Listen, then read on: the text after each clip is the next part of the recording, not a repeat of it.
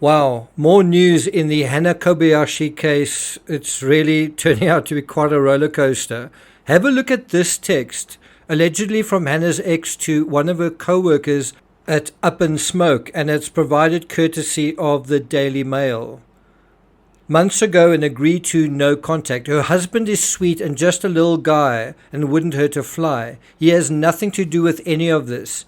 To be honest, from what her friends and her mom have told me, from the things she said to them leading up to this, it's very possible she decided to miss the flight for her own reasons and could very possibly be having some kind of mental breakdown from lack of sleep, too much psychedelics or coke. I don't know. That is what her mom and close family are saying. It could be, but I don't know. That's up to them to disclose these personal details.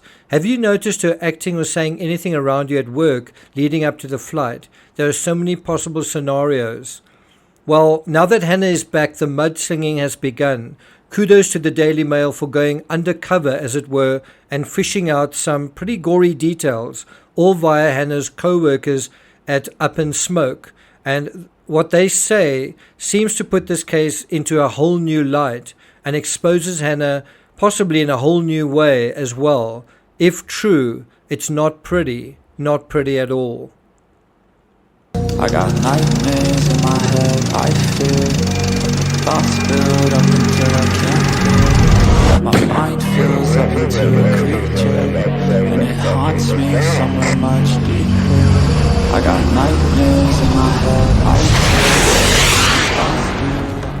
fear. Hello and welcome to True Crime Rocket Science, the most authentic voice in true crime. So we are getting a lot of information via Hannah's co-workers, and so let's jump right back into some of those texts.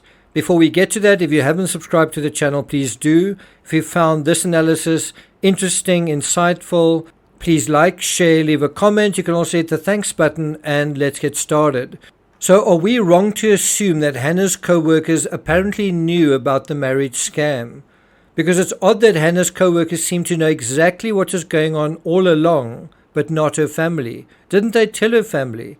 And surely her family could have asked her co-workers what was going on, just as the Daily Mail reporters did. So did they? Did the family ask?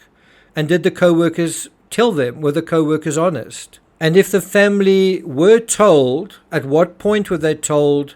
Somewhere along the way. Anyway, according to the Daily Mail, when Kobayashi's family reported her missing 3 days later after receiving cryptic text messages, her co-workers decided to dig, since they knew the backstory of what was going down on the trip to New York City. What do you think it means by they knew the backstory? Well, they seem to know about this marriage scam. Desiree, who had known Miranda, that's Hannah's ex, since high school, texted him telling him they were actively looking for Hannah, going as far as to ask for the Argentinian couple's name and if they made it to New York. Have a look at this. Instagram DMs dated November 14th at 11:32 a.m. We're all doing our best to track down Hannah with no luck yet. What is that couple's name? You know who we are talking about, aka fake husband. And did they make it to New York as well?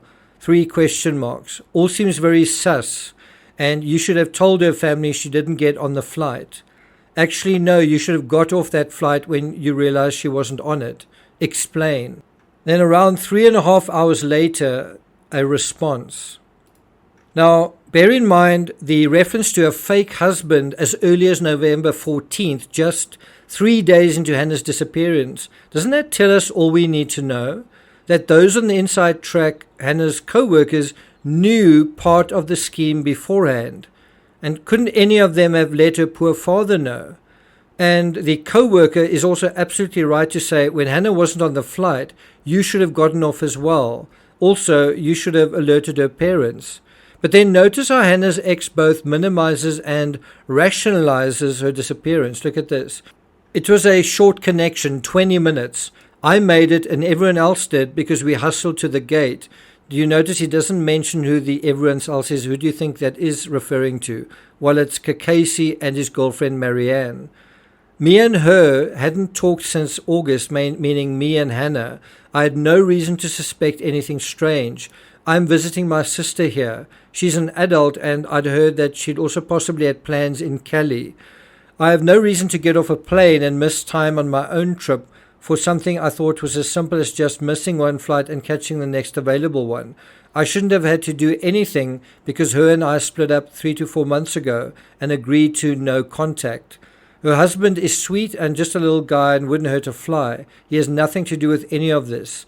To be honest, from what her friends and her mom have told me, from the things she said to them leading up to this, it's very possible she, I guess, intended to miss the flight for her own reasons, or decided to miss the flight for her own reasons, and could very possibly be having some kind of mental breakdown from lack of sleep, too much psychedelics or coke, I don't know. That is what her mom and close family are saying that it could be, but I don't know. That's up to them to disclose these personal details. Have you noticed her acting or saying anything around you at work leading up to the flight? Now, on the face of it, these seem like legitimate excuses and explanations, not part of some pre-planned scheme, a quick money-making scheme, and certainly not a plan including Hannah's ex in a green card marriage scheme as well. So it's not surprising initially the ex shooting back by disassociating himself with Hannah. According to the Daily Mail, Miranda shot back at her questioning co-worker, saying it wasn't his job to look after her. She's an adult. I've got no reason to get off a plane and miss time on my own trip. For something as simple as her, she could have just got onto the next flight. And isn't this a crazy situation? Kobayashi's ex-boyfriend vehemently defending her green card husband, Kakashi, who's kind of a fake husband, right? Her husband is sweet and just a little guy who wouldn't hurt a fly. He has nothing to do with any of this. Well, I don't think it had anything to do with her disappearance, but he had everything to do with why they were where they were and when they were and why they were flying and why they were flying together. Now, one thing the Daily Mail speculates about is that Kakashi and his girlfriend wanted to join Hannah and her ex on a trip to New York where, get this, they planned to photograph themselves in front of various tourist attractions in order to convince the immigration authorities that their marriages were legitimate. Yes, marriages, plural. Back to the Daily Mail, her co-workers also divulged that her cash cows in the form of Kakashi and his girlfriend were a point of contention for Hannah, who didn't want either of them coming on this trip. Kobayashi supposedly told them she didn't want to waste time taking photos, but she reluctantly kind of gave in and said, okay, I'll sacrifice one day to make this happen. And then there was Marianne, who Kobayashi had fought with recently, and that seemed to involve jealousy around Hannah marrying her boyfriend Kakashi. The article notes, I do remember Hannah saying that the girlfriend had an issue with her, Desiree said, and Hannah was like, girl, I'm not trying to steal your man. This is an arrangement we all talked about beforehand. Now, I don't know about you, but for me it's difficult to not get a sense now of utterly selfish and greedy behavior by these young people. Because it's actually far worse. It seems to be far worse than we actually thought. Hannah was on her way to the Big Apple alongside her green card husband, Argentina native Alan Kakashi. Now, I don't know if he was sitting next to her, but he was definitely on the same plane. And the whole idea was to hoodwink, in the words of the Daily Mail, immigration officials into believing their marriage was genuine. But then, get this, on the same flight, Hannah's ex-boyfriend had joined them with his own green card wife, Marianne, who just happened to be Kakashi's girlfriend. Whoa. No freaking way. And so you can see this is a messy love square. All four of them, basically two fake couples, and basically within that, an ex-couple on a plane together with another couple that are a genuine couple but pretending to be with other partners. What a strange dynamic. Also, Kakashi had allegedly given Hannah $15,000 with a promise of a similar sum, another $15,000, once the immigration documents were kind of confirmed and that, they were issued and they were allowed to now stay in America. According to the Daily Mail, the ruse of their sham marriage was already in the works after they tied the knot in October. Pictures of the ceremony were shown to Kobayashi's co-workers at the Maui smoke shop Up in Smoke. There was no secret, Desiree, Kobayashi's co-worker, told the Daily Mail. She told us about her plans.